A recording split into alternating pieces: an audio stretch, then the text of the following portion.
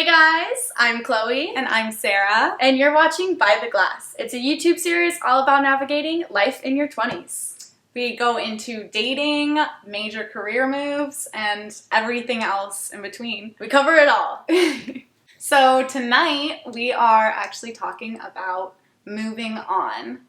I know this is kind of a broad subject, and it's also kind of a hard subject for a lot of people. Whether that means moving on after a past relationship or, moving on after something has happened that's been traumatic in your life, or moving on after quitting your job.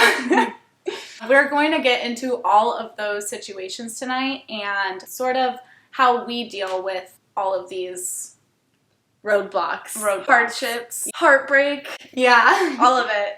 And by no means are we experts on any of this, but we definitely have been through some stuff. And we just want to share with you how we made it through. Yeah. So what are we drinking tonight? So tonight we are switching it up a little bit. Fun fact, our favorite drink is a spicy margarita. So tonight we decided to go with that. Basic. We're so basic. You know what? Things are basic because they're good. And people like that is true. So anyway, we bought this 21 Seeds tequila, and it's actually cucumber jalapeno flavor. The best. Much recommended. It takes your spicy margarita to the next level. Yes. And we mixed it with Fix all-natural premium cocktail mix. Yep, which we are out of because we have drank it all. 2 shots of tequila. Basically, we just put a bunch of shots and a bunch of that mix with some ice and shook it up, and this is the result. Added some tahini on the rims. Yes. Just to be classy. Cheers. So let's try it. Cheers. That's so good. Dude, the tahini. It's spicy. Yeah, it is spicy. I like it. Jalapeno and cucumber really kind of mask the tequila. I don't taste the tequila at all, actually. Yeah, it's really good. And it also makes my lips tingle, so I Yeah, feel like like the it might be tahini. plumping my lips. Who needs lip injections when you have tahini? Literally. So Yeah. Sarah is going through a little bit of a breakup, and that's kind of what inspired this episode, and that's why I don't want to give him that. We weren't even dating. But you were. Okay, we talked for 2 years. I would consider that dating. Yeah. I didn't like him from the beginning, just for the record. Yeah. So always listen to your best friends. If your best friend doesn't like him, don't be with him. So, in preparation of tonight's episode, we decided to each post to our story and ask about how our followers move on from a breakup. So let's look at some of those replies. First response is pretty straight to the point. It says, slaying a lot of bitches. Kind of like my first response, it was, the whole phase of recovery is the kickstart for me, LOL. Agreed, girl. Honestly, true. But it's a little hard in a pandemic. Yeah, unfortunately, we're still in the pandemic, and I think that's why I haven't really moved on from this breakup. that just, honestly, it makes it a lot harder because... Yeah. I'm taking steps for sure. Yeah. But, downloading Hinge. yes, I did download Hinge. If you guys would like to see a video about online dating, let us know in the comments, and we'll do that next time. Yeah. Become a witch and put spells on your ex. Wait, should we do that? Yeah. I think we should. I agree with it. If they deserve it. I actually just bought a spell book. I'm not kidding. No way. I heard about it on a podcast, and I've been really into my, spiritual side lately, so... You're kidding me. I'll link it down below for you guys if you're interested. Can we cast a spell on? Absolutely. Okay, cool. This is a good one. Just music and the gym. Love that. I agree. Getting some exercise releases endorphins. Music also releases endorphins. All of those feel good hormones. Music can really just, lift your mood instantly. Yeah, absolutely. Oh, I like this one. Post thirst traps and manifest. Yes! That is literally all I've been doing. Honestly, show them how hot you are without them in your life. You know what I'm saying? Yeah, exactly. And then manifest That they own die. I'm just kidding. That was a joke. I'm just kidding. She's kidding. It's fine. Everything is fine. But I do think that practicing manifestations and affirmations for yourself can have a really big impact. Absolutely. I actually have been doing that a lot. Mm-hmm. So in my mornings, I will, set aside a time period. A lot of the times I will use Headspace, or sometimes I'll just put on some music and meditate by myself. Mm-hmm. But Headspace is really good when you're just first getting into meditation. And since I have been, kind of struggling with this breakup, I've had like this mantra where it's like I say things, but in the present tense. Mm-hmm. So I'll start my day with saying, I am happy. I am better. Stuff like that. I love that. Something that has really helped me, like, anytime something happens in my life that is, like, negative, whether it's a breakup or other life events, is, like, journaling. There's been times when I've been having a full-on mental breakdown, and I just feel in my heart, I need to write this out, and I'll grab my journal and open it and just write everything that I'm feeling, and instantly I feel a little bit of a release. I feel better because it just gets my thoughts out of my head and onto a piece of paper. That really helps you sit with your feelings, let them pass, and then manifest moving forward. Yeah, Exactly. This breakup and just like this pandemic and being in school and all this, I've felt really stressed lately, and I've found myself doing the same thing. It's like you have all of these emotions, and you maybe just start crying, and that's one form of, I guess, release of these emotions. But the other thing that I've been doing is the same thing, is writing. I started just putting those thoughts onto paper, and it feels so good to like get it out in some form. And being creative is one of the best ways to get those emotions out. I agree. I'm a writer. You love to write. That's a way for us to really do that. Some people like to paint. Yeah. Some people... Or play music. Exactly. So find a creative outlet for yourself that you enjoy, and it really releases so much of your like stress, and it's just comforting. Yeah. In my opinion, there's like nothing more linked to emotion than art. No. In whatever form it comes in. Exactly. It's like you can feel so much, and no matter what you're feeling, if you can get it out onto paper as a poem or as a essay, if you can get it out onto paper as a picture, or if you can let it out of your body through dance or music, like I think it's just the best thing you can do for yourself, because don't keep it bottled up. Yeah. And even if you feel like I'm not an artist, I'm not a musician, that's fine. Art is just expression. It doesn't have to be quote unquote good. It's just about letting out whatever you're feeling. Yeah. And I truly think there's no such thing as bad art. There isn't, because it's just expression. It's just expression. There's no such thing as bad what you're art. feeling in your body. Absolutely. I actually got so into, I guess, writing what I was feeling and letting it out that I like made this Instagram account where I would just put these little thoughts that went through my head. Not only has it been really therapeutic to just get it down on paper, but it's also been really therapeutic to share it with my close friends. And it really has been a really great creative outlet. I agree. I feel the same way about my blog that I started this year. My first post on it was something very personal. It was an essay I wrote that was like 5 pages long, but I felt like it did a really good job of representing who I am, what I've been through. But it did hold a lot of really personal things in it that I thought I would literally never share with anybody. And even with you, it was some things that you didn't know about for a really long time. And you're obviously one of my best friends. And to just share that with the world was very therapeutic. Yeah. Because it's part of your truth. It's part of your story. Yeah. And to feel like you're not hiding that anymore. Exactly. Is a big deal. Yeah. I mean, I feel like shame is like the worst feeling. It's the root of all problems.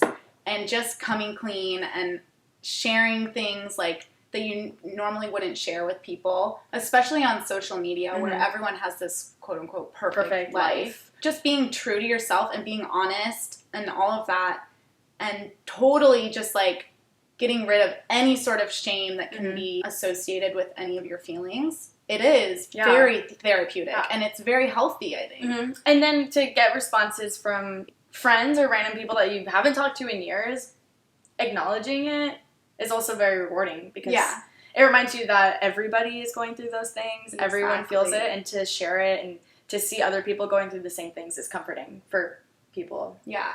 This one's really nice. Okay. This is like the realist. Okay. Talk with my best friend a lot. Crying a lot. Remember feels are valid. Aww. I love that. Yeah. I mean, we did that with my breakup. Any breakup, any time either of us has gone through anything. Like, I was there for you anytime you cried about, like, any sort of job thing that happened or life event. Yeah. I know, like, you haven't gone through very many breakups, but seriously, the amount of time we have spent via FaceTime. I was just going to say FaceTime. Bawling our eyes out. Yeah, I mean, but what are friends for if not to be there for you when you're at your lowest? Personally, I feel like my friends are crucial people to my life, like success, like absolutely self-worth, all of that stuff, because you know, your friends see the light in you that sometimes you maybe don't see in yourself. Yeah. You know? Yeah, I mean, both of us can be really mean to ourselves. And when we're together, especially, like, we might say things to ourselves and the other one will catch that and be like, don't talk that way about my best friend. Like, you know, it makes us aware that when we are being mean to ourselves, and just having someone there to remind you, no, you're not a piece of shit. You are magic. Speaking of magic, should we cast that spell? Oh, yeah. And another thing that I really like that this person said is that your feelings are valid. Because even if somebody or whoever, whatever happened, feels like your fault, I don't know, even if they were, like, horribly mean to you at the end of the breakup, you can still feel like you miss them. You can still feel sad. Like, it's all natural. And not being mad at yourself for whatever you're feeling is important when you're moving on from whatever situation. Absolutely. I kind of had this realization the other day. I had a really bad day. And I was driving home and crying. Yeah. I got the Snapchat. And I got home and all I could think about was, like, I just want to call it. Like, he always made me feel better after a bad day, and he always had this way of just making me laugh and make me happy, whatever. And I got home, and I was still crying, and my sister was like, what's wrong? Like, why are you crying? And I was like, I just had a bad day, and I miss. And then she kind of started telling me all the things that, like, were wrong with him and our relationship, and I was like, I'm aware. Yeah. Like, I was in the relationship. I am so aware of that. But let me just have this. Right. Let me be sad right now because there were parts of our relationship that were really good. Yeah. And to miss that and to want that when I'm going through a hard time is valid. Exactly. I was like, thank you so much to my sister because obviously she's just trying to be there for me and help me feel better. Right. And any of your friends are going to be like, yeah, he's a douchebag. Yeah, exactly. Yeah. But let me cry. Yeah. This is an emotion that I'm having. Yeah. And let me just have it. So this next person said, hang out with friends and find new hobbies. I like that. Yeah. And I feel like this doesn't only apply to breakups. So this actually reminds me of me graduating college and going into the adult workforce and feeling very confused, lost, and alone. Depressed. Depressed as No, but I actually was a cheerleader for 15 years of my life. It's all I did every single day for 15 years. I cheered in college, and it was the biggest and most predominant part of my college experience. And then to all of a sudden just be done with cheerleading forever was... I didn't know what to do with myself. I have done this every day. Yeah. It's been both your, like, career and your hobby. Exactly. It was a part of my identity. Yeah. It was a part of my identity, and I had to learn how to let go of that. And so the first year out of college was very difficult. I started working, but I didn't know what to do outside of that. It's like all I did was like work, go home, work out, that's it. And I didn't know what to do. And so that's kind of when I really started getting back into my personal writing and kind of brainstorming what I want to be doing in the future in terms of my career goals or my personal goals, because I never knew anything besides cheer until that point. Yeah. And one thing that's been very helpful is that I'm still very involved with the cheerleading community. I judge competitions. I have coached. I have worked in a cheerleading company for some time. And that keeps me kind of close to that passion that I always had. Yeah. From the time that I was 6 years old to 21. And outside of that, I have really branched out in terms of the people that I've met. I've made a bunch of new friends in LA that are the greatest people that I know. You also started doing yoga a lot more. I did. Yeah. Mm-hmm. I started doing yoga a lot, and that for me is perfect because there's a lot of flexibility and strength, and it's sort of a good like segue from cheer. Mm-hmm. Yeah, and honestly, eventually, maybe I'll become a yoga instructor. Yeah. Who knows? Yeah. I worked at a yoga studio for 3 days, and then quarantine happened, and obviously that didn't work out, so. But still. Yeah. Yoga has been a good sort of hobby to replace the hobby part of cheer. Yeah, exactly. Yeah. It's also like a mindfulness practice. Absolutely. And a type of meditation that we were talking about earlier. Yeah. But I agree with this person, moving on from whatever, relationships, getting out of college, career change, any of that. Like, as long as you are replacing those sort of like really meaningful moments with something else that's meaningful. Exactly. And I think to do that, the biggest thing for me that I've learned in the last few years, coming out of college, coming out of cheer, and, kind of finding myself again in a new way, is that you have to step out of your comfort zone. Absolutely. To be able to discover these hobbies or new passions, because you've known something for so long, you don't have it anymore. You have to find something new, and to do that, you have to try things that you never thought you would. Like, you never really know what you like and what you don't like until you try it. Yeah. There's stereotypes in certain areas or certain sports or whatever, or certain hobbies, whatever, but like, who cares? If it's going to make you happy, it's going to make you happy. That's another thing I have really learned this year. Yeah. Because again, like launching my blog, it's very like kind of vulnerable. Mm-hmm. You're posting a lot of personal stuff. You're posting stuff like, does anybody even care? The thing is, I have kind of learned to just stop caring what other people think. If I want to do something, if I care about something, if I'm passionate about something, it's like, just do it. Yeah, no, I agree. And I do think that once you are being true to yourself, once you hit that point where you're just like, I don't care what people think, it really shows. And there's this sort of click with your audience as well. You're being authentic. Exactly. When you're being fake, you can tell. No matter how like convincing you are, there's this subtle thing that you can just tell. Once you start being authentic, though, that disappears, and like you get a lot more response. Yeah, and definitely. Not only like do you feel better because you're finally like being true to yourself, but people recognize that and they like you better. Yeah, and it's not even about being liked. No, but I think that people just like to see they that they relate to you. Yeah. Everyone is going through some shit, like, all the time. Mm-hmm. And I think that's something that we forget. Yeah. Embarrass yourself over and over until you hate who you've become. Why am I screaming? So I got one that says, forget social media, replace sadness with exercise, and you get a revenge body.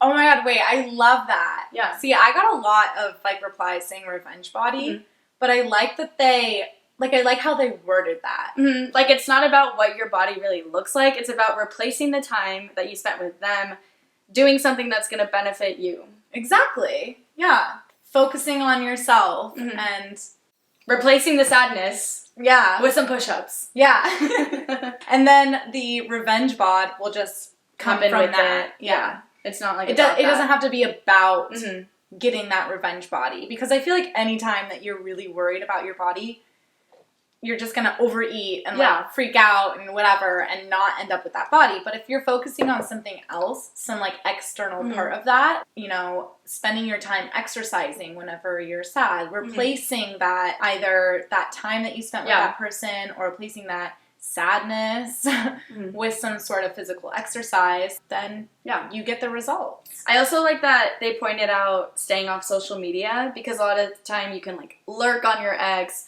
try to look at their tagged pictures, see who they're dating, and that's just not healthy for you.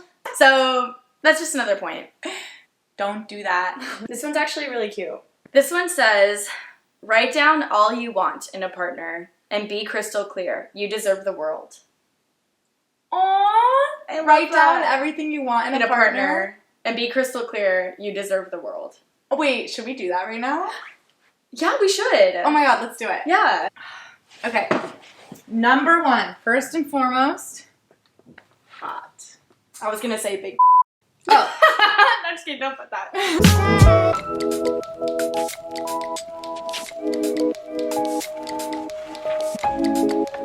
We hope you guys enjoyed this episode on, different ways to Move on. whether that be from a relationship or after college Or a job. or a job, anything really. We have definitely enjoyed this episode, and as you can see, made a list of all the things that we deserve in a relationship. Yes, absolutely. Yeah, so if you guys liked this video, please let us know in the comments and let us know what you'd like to see in future episodes. Yes. We're always looking for new inspiration. Absolutely. Make sure to subscribe to my channel and like this video.